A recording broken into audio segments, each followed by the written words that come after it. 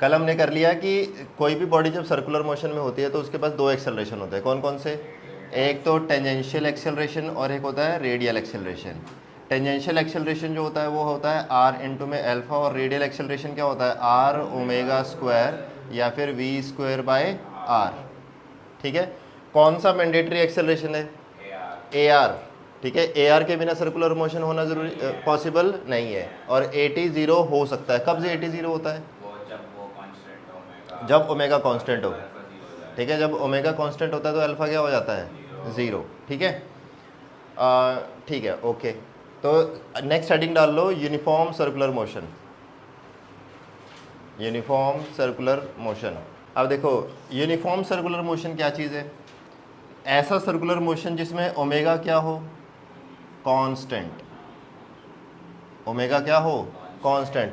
अगर omega constant तो वो कैसा कहलाएगा? Uniform circular motion. अच्छा, अगर ओमेगा कांस्टेंट हो गया तो इसका मतलब ए टी क्या हो गया फिर? A T is zero. तो टेंजेंशियल एक्सेलरेशन क्या होता है? ज़ीरो उस पर्टिकुलर केस में। ठीक है, तो ये यूनिफॉर्म सर्कुलर मोशन के क्या है? कैरेक्टरिस्टिक्स है। अच्छा, एक चीज़ का ध्यान रखना, ए टी और ए आर, देखो जैसे सर्कुलर मोशन है ये ठीक है, जैसे मान लो यहाँ पे लग रहा है ए टी और इधर लग रहा है क्या? ए आर, ऐसे। ठीक है, तो ए नेट की डायरेक्शन कहाँ पे होगी?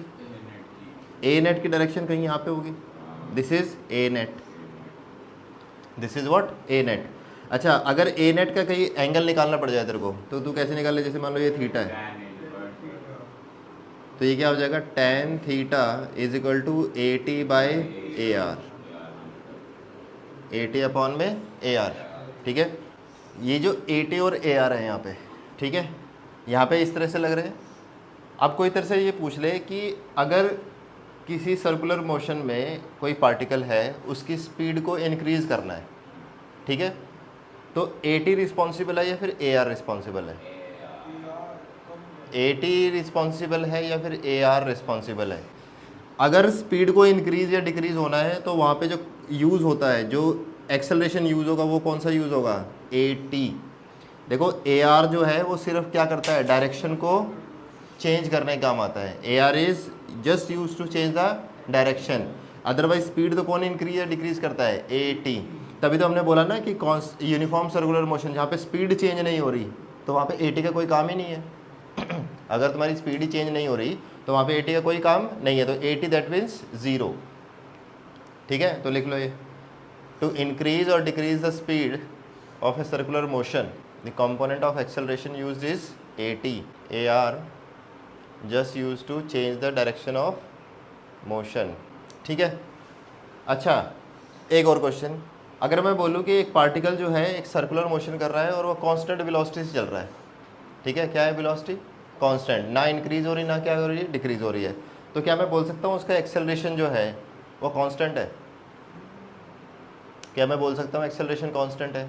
देखो, अगर मान लो ये जो है वेलोसिटी मान लो अगर कांस्टेंट हो गई, ठीक है, तो ठीक है, मैं मान सकता हूँ कि ए टी जो है वो ज़ीरो हो गया, लेकिन ए आर लग रहा है, ठीक है, और उसकी वैल्यू क्या रहेगी? सेम, क्योंकि वी सेम हो गया तो फिर आर क्या हो गया? आर तो सेम ही है, तो इसकी वैल्यू क्या हो गई? सेम। लेकिन तब भी डायरेक्शन तो चेंज हो रही है, डायरेक्शन तो क्या हो रही है? चेंज हो रही है। और अगर मैं ए नेट लिखूँगा उस केस में तो ए नेट किसके बराबर हो जाएगा? ए आर के बराबर हो जाएगा। लेकिन ए आर भी जो है वो हमेशा क्या कर रहा है? अपनी डायरेक्शन को चेंज कर रहा है, तो इसमें हम क्या बोल सकते हैं कि एक्सेलरेशन कांस्टेंट नहीं है। एक्सेलरेशन इज़ नॉट कांस्टेंट, उसका मैग्नीट्यूड कांस्टेंट है लेकिन डायरेक्शन क्या हो रही है? चेंज हो रही है। और अगर डायरेक्शन चेंज हो जाती है तो वेक्टर क्वांटिटी क्या होती है? चेंज हो रही है फिर। ठीक है, लिख लो इस चीज़ को। ठीक है, नेक्स्ट लिखो, लिख लिया? नेक्स्ट लिखो, non uniform circular motion. Non uniform circular motion. अब देखो, नॉन यूनिफॉर्म सर्कुलर मोशन कैसा होगा? जिसमें ए टी भी है और ए आर भी है। ठीक है, सिंपल। अब ऐसे सर्कुलर मोशन जिसके अंदर ए टी भी आ जाए और ए आर भी आ जाए, ऐसे। ठीक है, तो इसमें जो एक्सेलरेशन होगा वो हमेशा नेट लगेगा, और नेट तो हमेशा ही लगता है, लेकिन यहाँ पे ए नेट की वैल्यू क्या हो जाएगी? ए आर का स्क्वायर प्लस ए टी का स्क्वायर। ये चीज़ का ध्यान रखें। और मैंने तुम्हें डायरेक्शन निकालनी सिखा दी, ठीक है, डायरेक्शन निकालने तुम्हें सिखा दी। अच्छा एक चीज़ का बताओ, एक क्वेश्चन का आंसर दो। जैसे मान लो यहाँ पे एक वेलोसिटी है, ठीक है, और वो लेट से डिक्रीज़ कर रही है, ठीक, और ये डायरेक्शंस मान लो, चलो ये north, south, east and west, ठीक है, वेलोसिटी है डिक्रीज़ कर रही है, बताओ ए नेट की डायरेक्शन। वेलोसिटी है डिक्रीज़ कर रही है, ए नेट की डायरेक्शन बताएं कौन सी डायरेक्शन होगी। देखो अगर वेलोसिटी घट रही है तो एक्सेलरेशन इसका कैसा है, ए टी नीचे की तरफ, ए आर तो हमेशा इधर ही होगा सेंट्रल, तो ए नेट कहाँ पे होगा, इधर। कौन सी डायरेक्शन है ये, साउथ वेस्ट। कौन सी डायरेक्शन है, साउथ वेस्ट। अगर इसी केस में अगर वेलोसिटी क्या हो रही होती, इंक्रीज हो रही होती, तब डायरेक्शन क्या होती, तो डायरेक्शन कौन सी होती, नॉर्थ वेस्ट, क्योंकि अगर v बढ़ रहा है तो ए टी किस डायरेक्शन में है, इसकी डायरेक्शन में ही है, और फिर ये हो गया नेट, ठीक है, तो डायरेक्शन कैसी होगी, नॉर्थ वेस्ट, ठीक है। इस एग्जांपल को बनाओ जल्दी से, ठीक है। चलो एक चीज़ और बताओ, छोटी चीज़,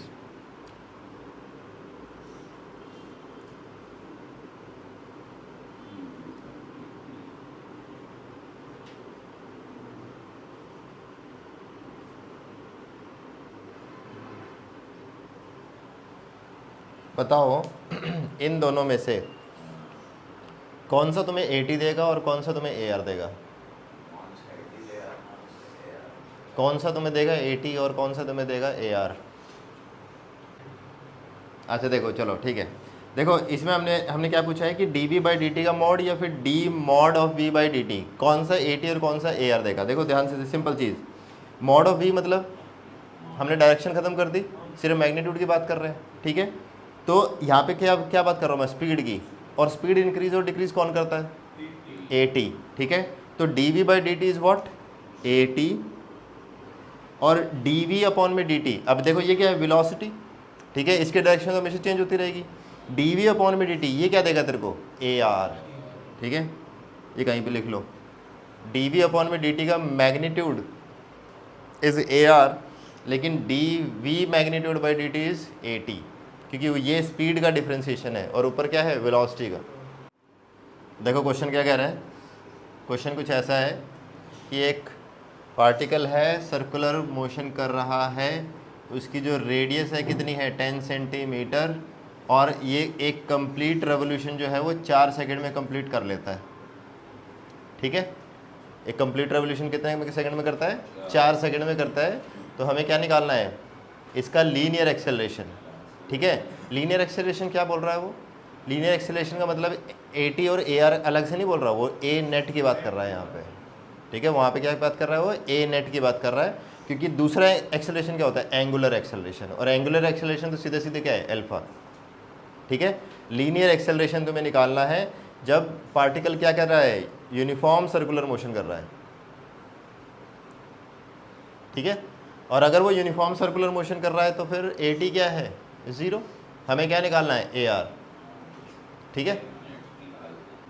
देखो एक कंप्लीट रेवोल्यूशन, देखो हमें ए आर निकालने के लिए क्या चाहिए, आर ओमेगा, या फिर हम निकाल लें वी और आर तो हमें पता है, वी निकालना है बस।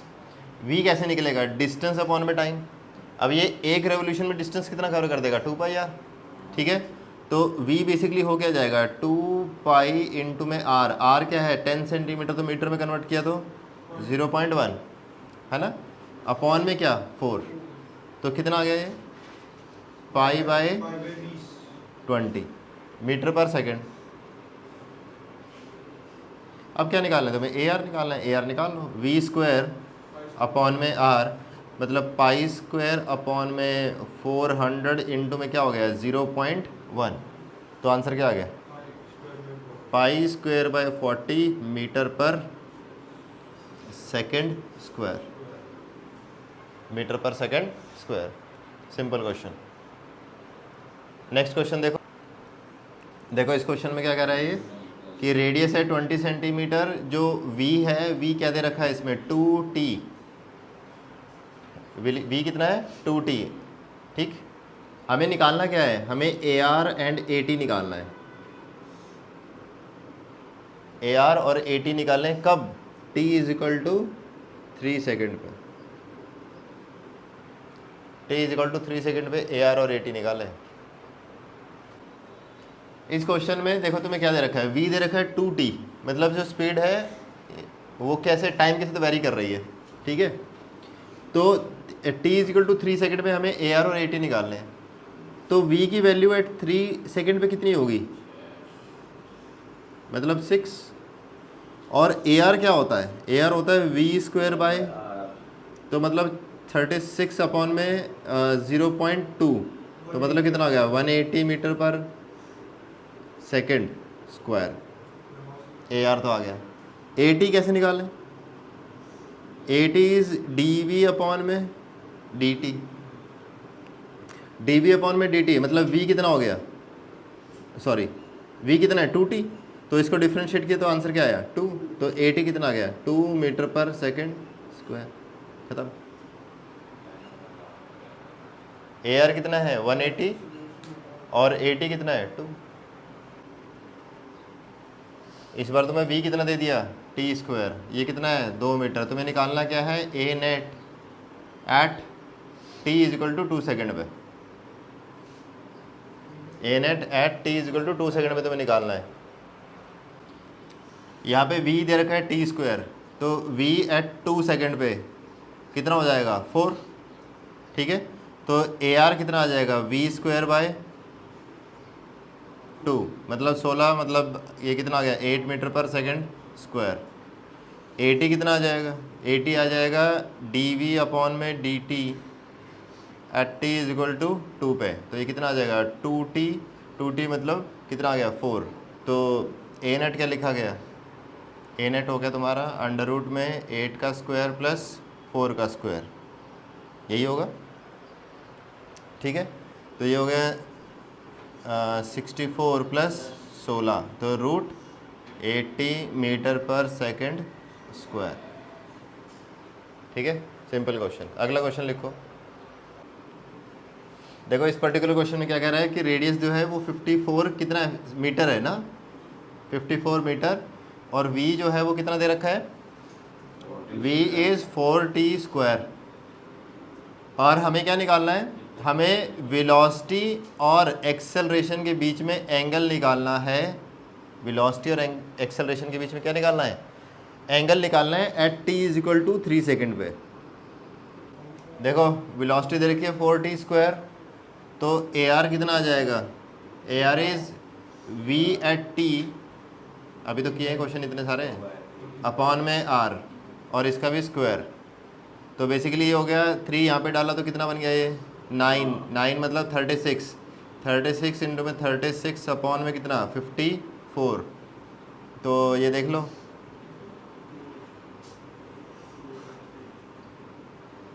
इवन ये चला जाएगा 12 और ये 2, तो मतलब ये आ गया 24 मीटर पर सेकेंड स्क्वायर। अब देखो यहाँ पे वो पूछ रहा है वेलोसिटी और एक्सेलरेशन के बीच में एंगल।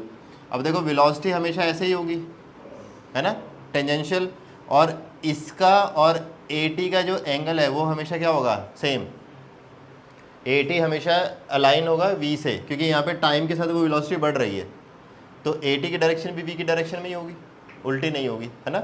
तो हम ए टी और ए आर के बीच में अगर एंगल निकाल ले तो वी और ए के बीच में एंगल आ गया, ठीक है। तो हम क्या निकालना है यहाँ पे, ए टी भी निकाल लें। ए टी की वैल्यू क्या आ जाएगी, इसको डिफ्रेंशिएट करो, ये क्या आ जाएगा 8t, ठीक है। एट 3 पे ये कितना हो जाएगा 24 मीटर पर सेकेंड स्क्वायर। तो tan थीटा क्या होता है, tan थीटा होता है angle between A T and A R, sorry angle between A R and A net. हमें निकालना है angle between velocity and acceleration. तो यहाँ पे अगर हम इसकी बात करें तो tan थीटा मैं यहाँ पे भी लगा सकता हूँ, ठीक है। तो वो क्या हो जाएगा A R by A T, ठीक है। यहाँ पे जो tan थीटा लगेगा वो लगेगा A R by A T, ठीक है। ए आर कितना है 24, ए टी भी कितना है 24, तो आंसर कितना आया theta is equal to 45 degree. एक मतलब ध्यान रखना कि यहाँ पे हमने थीटा उस टाइम पे ए आर से साथ लिया था, हमने निकालना किसके साथ है, ए टी के साथ, तो बस जस्ट फ्लिप कर दिया इधर। ठीक है, आया समझ में? ठीक है, theta is equal to 45 degree. Next question लिखो। ये कह रहा है कि देखो इस क्वेश्चन में एक पार्टिकल है, एक सर्कुलर मोशन कर रहा है, रेडियस है 1 मीटर, और इसका जो अल्फा दे रखा है वो दे रखा है 2t square. Alpha is 2t square. Find out the time when A net is making angle 37 degree with A R. Find out the time when A net is making angle 37 degree with AR। देखो हमें दे क्या रखा है, alpha दे रखा है, radius दे रखा है। ठीक है, तो इसका मतलब AT निकालना तो सिंपल है, R अल्फा। ठीक है, R कितना है 1, अल्फा कितना है 2t स्क्वायर, तो AT की वैल्यू कितनी आ गई 2t स्क्वायर। ठीक है, उससे भी पहले ये क्या कह रहा है कि A नेट जो है वो 37 डिग्री बना रहा है विद AR। ठीक है, तो यहाँ पे tan थीटा क्या वैल्यू क्या हो गई, tan थीटा हो गया AT/AR। ये थीटा जो होता है वो ए नेट के साथ ही बनता है ना, ये वाला थीटा, और उसकी वैल्यू क्या होती है AT/AR। tan 37 मतलब 3/4 इजिकल टू AT/AR। तो यहाँ से वैल्यू क्या आ गई देखो, 4AT इजिकल टू 3AR, पहली चीज़। ठीक है, दूसरा हमने AT निकाल ली, AT कितना आ गया 2t स्क्वायर। ऐसे ही AR निकालो। AR क्या होता है, R omega square, R omega square. अगर मेरे को अल्फ़ा पता हो तो क्या मैं ओमेगा निकाल सकता हूँ? तो हमें क्या निकालना है, ओमेगा निकालना है। हमें अल्फ़ा गिवन है, तो देखो अल्फ़ा को लिखा जा सकता है d omega by D T is equal to 2t square. तो d omega is equal to 2t square D T, इसका कर दो इंटीग्रेशन, तो ओमेगा कितना आ गया, ओमेगा आ गया 2t³/3, 2t³/3। अब हमें AR निकालना है। देखो AR, R तो 1 है, इनटू में इसका स्क्वायर मतलब 4/9t⁻6। हमारे पास AT भी आ चुका है, AR भी आ चुका है, वो हमारे पास रिलेशन है AT और AR के बीच में। देखो पुट कर दो यहाँ पे, तो बेसिकली AT की वैल्यू आई मेरे पास 2t स्क्वायर, मतलब 8t square is equal to 3 times AR, 3 into में 4/9 इंटू में t⁻6, तो ये हो गया 3 और ये हो गया 2, तो और इसकी 2 पावर कट गई, तो ये बेसिकली बन गया t⁻4 इज इक्वल टू 6, तो t is equal to 6⁻1/4 second. तो इस तरह के क्वेश्चन तुम्हें करने आने चाहिए। मतलब अल्फ़ा दे रखा है तो उससे ओमेगा निकालना, इंटीग्रेशन, ठीक है, AT निकालना, ये सारे फॉर्मूले तुम्हें पता होना चाहिए। ठीक है, हमने V के साथ भी देख लिया और अल्फ़ा के साथ भी देख लिया। ठीक है, अगर इसमें ओमेगा दे देता, तो अगर यहाँ पे ओमेगा होता तो फिर तो क्या करता है, इसको पहले डिफ्रेंशिएट करके अल्फ़ा निकाल लेता, अल्फ़ा निकालने के बाद AT आ जाता। ठीक है, और AR डायरेक्टली आता फिर, क्योंकि ओमेगा डायरेक्टली दे रखा है। तो बेसिक क्वेश्चन है ये। ठीक है, नेक्स्ट टॉपिक लिखो। नेक्स्ट टॉपिक इज, अब देखो रेडियस ऑफ कर्वेचर, वहाँ पे वही जो तुम लेंसेज में पढ़ के आए वो ऐसे वैसे से ही गए। देखो जैसे मान लो एक पाथ है ऐसे, ठीक है, किसी भी मान लो, और ये पार्टिकल जो इस पाथ पे चल रहा है, ठीक, मान लो कोई एक पॉइंट ले लिया तुमने, लेट से यहाँ पे एक पॉइंट ले लिया A, ठीक है, A पॉइंट ले लिया। इस पर्टिकुलर पॉइंट पे कुछ ना कुछ तो इसकी वेलोसिटी होगी टेंजेंशियली। ठीक है, अब रेडियस ऑफ कर्वेचर क्या कहता है कि अगर मान लो इस पॉइंट को कंसीडर करके यहाँ पे एक छोटा सा एलिमेंट ले लो ऐसे, वो हमेशा कैसा होगा, कर्व पाथ में होगा। ठीक है, जो छोटी सी कर्व, उसको कर्व को कंसीडर करते हुए एक यहाँ पे क्या बना दो, सर्कल बना दो ऐसे। ठीक है, और ये जो छोटा सा एलिमेंट था इस सर्कल का ही क्या होना चाहिए, पार्ट होना चाहिए। ठीक, उस पर्टिकुलर पॉइंट पे जो रेडियस आई वो क्या कहलाती है, रेडियस ऑफ कर्वेचर। वो क्या कहलाती है, रेडियस ऑफ कर्वेचर। ठीक है, किसी भी कर्वेचर पाथ पे किसी भी एक इंस्टेंट पे अगर तुम किसी पार्टिकल की वेलोसिटी को देखते हो तो हमेशा कैसी होती है, टेंजेंशियल। ठीक है, उस एलिमेंट को अगर तुम कंसीडर करते हो एक सर्कल बनाओ और वो एलिमेंट कैसा होना चाहिए, उस सर्कल का ही पार्ट होना चाहिए। तो उस सर्कल की जो रेडियस होती है वो क्या कहलाती है, रेडियस ऑफ कर्वेचर। लिखो इसको, ठीक है। अब अगर इस फिगर में ध्यान से देखें तो जिस पॉइंट पे रेडियस ज़्यादा होगी वो जो पाथ है और वो जो एरिया है वो कर्वी ज़्यादा होगा या कम होगा। जैसे मान लो ऐसे है, एक यहाँ पे पॉइंट ले रहा हूँ मैं, ठीक है, यहाँ पे जो सर्कल बनाया और एक बनाया सर्कल मैंने इस पॉइंट पे ऐसे, ठीक है। क्लियरली क्या तुम्हें पता लग रहा है कि अगर रेडियस ऑफ कर्वेचर ज़्यादा है तो पाथ कैसा होता है, फ्लैट होता है, ठीक है। जितना ज़्यादा जितना छोटा रेडियस ऑफ कर्वेचर होगा उतनी कर्वीनेस ज़्यादा होगी, और जितना बड़ा रेडियस ऑफ कर्वेचर होगा उतना ही क्या होगा, वो फ्लैट सरफेस होगा, ठीक है। तो ये तुम्हें बेसिक अंडरस्टैंडिंग होनी चाहिए, ठीक है। अब दूसरी चीज़ देखो, मान लो अगर ये तुम्हें निकालना पड़ जाए, ठीक है। अब ध्यान से देखना इधर, देखो किसी भी एक पॉइंट पे, जैसे मान लो यही पॉइंट ले लेते हैं, इस पॉइंट पे इसकी वेलोसिटी क्या है v, और रेडियस ऑफ ये जो सर्कल बना, ये मोमेंटरली सर्कल जो बना उसकी रेडियस क्या है, let's say rc, that is called radius of curvature. अच्छा अब तुम्हें ये बताओ कि जो कर्वीनेस है किसी भी चीज़ की, कर्वीनेस मतलब यहाँ पे वेलोसिटी और एक्सेलरेशन का कुछ कॉम्बिनेशन ऐसा रहा होगा कि वो ज़्यादा घूमा, और यहाँ पे कैसा रहा होगा, वो कम घूमा। और घुमाने का काम कौन करता है, रेडियल एक्सेलरेशन। कौन काम करता है, रेडियल एक्सेलरेशन।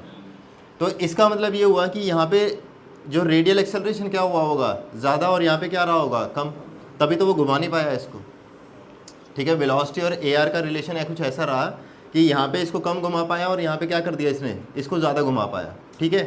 तो यहाँ से अगर तुम एक चीज़ का ध्यान दो कि वेलोसिटी ऐसी चल रही है टेंजेंशियली, RC नीचे की तरफ, तो AR कैसे लिखा जाएगा, देखो what is AR, AR is nothing but v²/r, और यहाँ पे R क्या है, RC।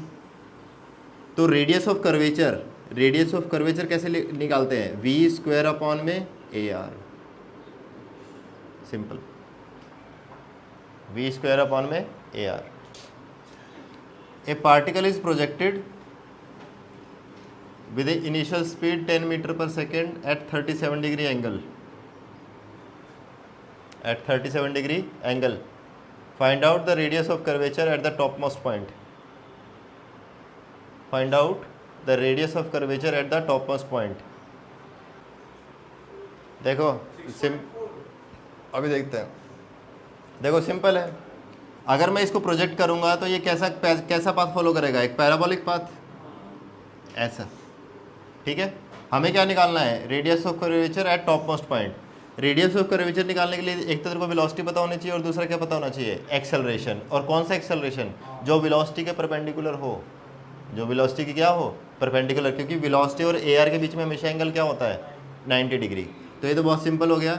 यहाँ पे जो वेलोसिटी है वो क्या होगी, इसका Vx कॉम्पोनेंट। अगर ये 10 तो 10 cos 37 मतलब कितना, 8, ठीक है। तो यहाँ पे v कितना है, 8, यहाँ पे g कितना है, 10, ठीक है। तो RC क्या आ गया, v² 10, तो मतलब 6.4, सिंपल, ठीक है। इसी सेम क्वेश्चन में find out the radius of curvature लिखो, find out the radius of curvature at t = 1 second. Find out the radius of curvature at t = 1 second पे। देखो किसी भी पॉइंट पे हॉरिजॉन्टल कंपोनेंट तो क्या रहेगा, हमेशा सेम, और वर्टिकल कंपोनेंट क्या होगा, चेंज होगा। इनिशियली वर्टिकल कंपोनेंट कितना है, 6, ठीक है। तो अगर हमें v निकालना हो, ठीक है, v निकालना हो, इनिशियल वेलोसिटी बताओ, एक्सेलरेशन बताओ और टाइम बताओ, तो वेलोसिटी कितनी निकलेगी, v = u + at, ठीक है।